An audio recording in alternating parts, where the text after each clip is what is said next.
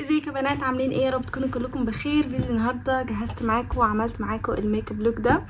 وحشتوني جدا جدا. انا عارفه ان انا اختفيت كده فجاه، بس كانت الدنيا ملخبطه شويه عندي، بس وحشتوني ويا رب تكونوا بخير، ويا رب يكون كان رمضان كله خير عليكم، والعيد يكون كمان عدى عليكم كده بسعاده يا رب. ان شاء الله احاول ارجع لكم كده واحده واحده تاني. كنت بجهز فقلت بقى ايه اجهز معاكم، واستخدمت معاكم حاجات جديده، الحاجات بتاعه العيد، وكلها تقريبا حاجات جديده من شي جلام.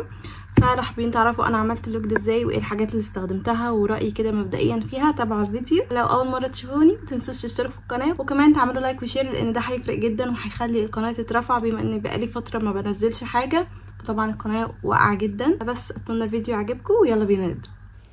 اول حاجه ببدا فيها كالعاده هي الحواجب. بدات ان انا ارسمها بالقلم ده من شي جلام، والدرجه اللي هي اسمها لايت براون. برسمها عادي جدا زي كل مره، فمش هشرح كتير، نفس الطريقه ونفس المنتج، فيعني ايه هنختصر الجزء ده. واول حاجه جديده هتجربها معاكم وهو الجلو ميكسر بتاع شي جلام، وجبت الدرجه اللي هي اسمها فير نيوترال. دي تقريبا تاني افتح درجه عندهم، الدرجه اللي قبل دي تقريبا لونها ابيض كده. المهم انا بحب الحاجات اللي بتدي جلو كده جدا للبشره، فكان لازم ان انا اجربه وعجبني، ولكن عندي يعني شويه تحفظات كده عليه شويه. انا زي ما شايفين حطيته دمجته كده بايديا يعني، فشكله حلو، خلي البشره شكلها ناعم وجلوي ومترطب وتحفه وخطير وكل حاجه، ولكن الجلو ده بيختفي بعد شويه. يعني اول ما احط باودر خلاص كاني مش حاطه حاجه، فمش عارفه، انا كنت حاسه ان هو ايه هيطلع بقى من تحت الحاجات هيبان بس حاسه اني بعد ما حطيت الباودر وكده البشره ما بقتش جلوي زي ما هي دلوقتي، ولكن هي بتهيألي هو محتاج بقى نو ميك اب عشان يبان كده شكله باين وبتاع. ودي تاني حاجه بجربها معاكم، وهي الكونسيلر بتاعهم اللي هو الكونسيلر الكريمي ده، والدرجه اللي انا جايباها اسمها فير. وبدأت ان انا احطه كده بصوابعي، مش عارفه، حسيت ان انا محتاجه احطه بصوابعي كده وادمجه بايديا، معرفش ليه، مع اني انا دايما بحب استخدم فرش وبتاع، بس اليوم ده كانت طالبه معايا ايديا.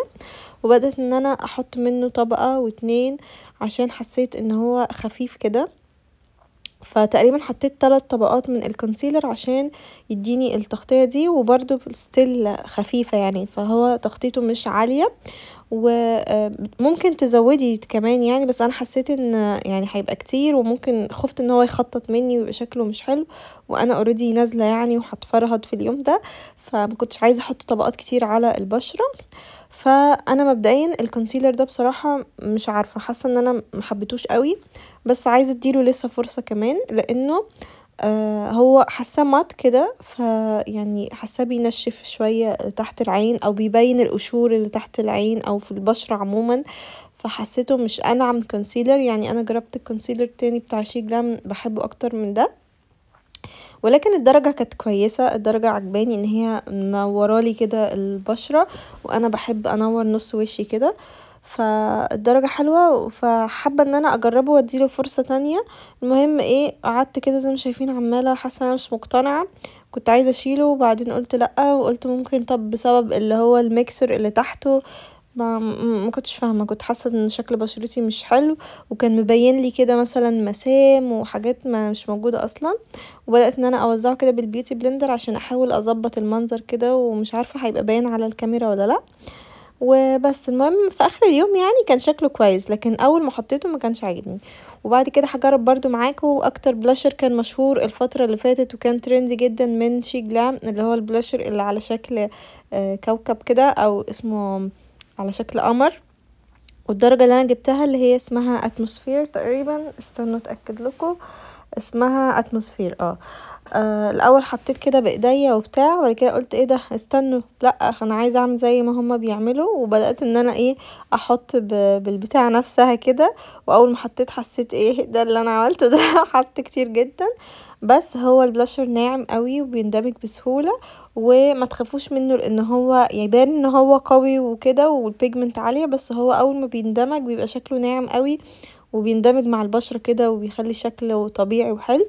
وحبيت الدرجة جدا، يعني الدرجة تقريبا ما عنديش حاجة اللون ده، هو لونها حلو، تحسوه ينفع كده لكل يوم وكيوت وعسول، تنفع في الصيف وتنفع في الشتاء، فحبيت البلاشر جدا. لكن برضو في نفس المشكلة، اول ما هثبته الافكت بتاعه الجلوي ده هيروح. فانا مش عارفة بقى هل المفروض ان انا ما ثبتش البشرة ولا اعمل ايه عشان افضل محافظة على الجلو ده، ولا احطهم فوق الباودر ولا ايه. هتشوفوا دلوقتي هستخدم اللوز باودر بتاعت شي جلام برضو الدرجة اللي هي ترانسبيرنت، وهحط يعني انا بس ثبت تحت العين كده، والبواقي بتاعت الباودر عملتها على البشرة. وبستخدم الباف برضو دي من شي ان، وتحفة كيوت كده وصغنونة.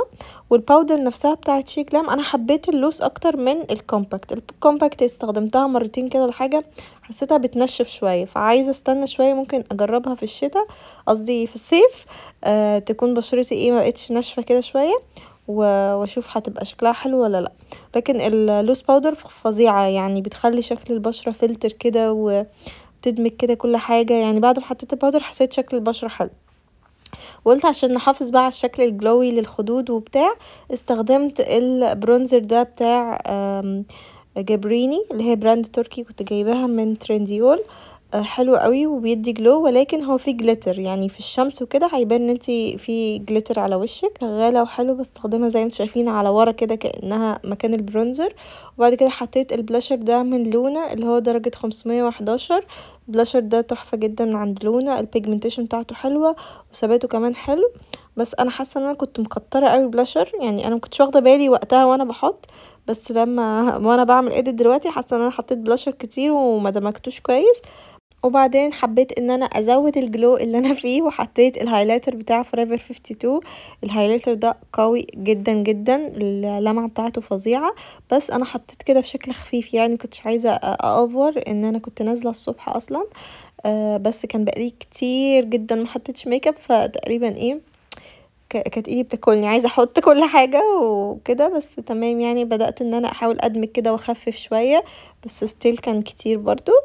وبس هستخدم باليت الاي شادو دي من شي جلام اللي هي شكلها على شكل بازل كده، اسمها هيود النود. واخدت الدرجه الفاتحه دي وبدات ان انا احطها على كسره العين.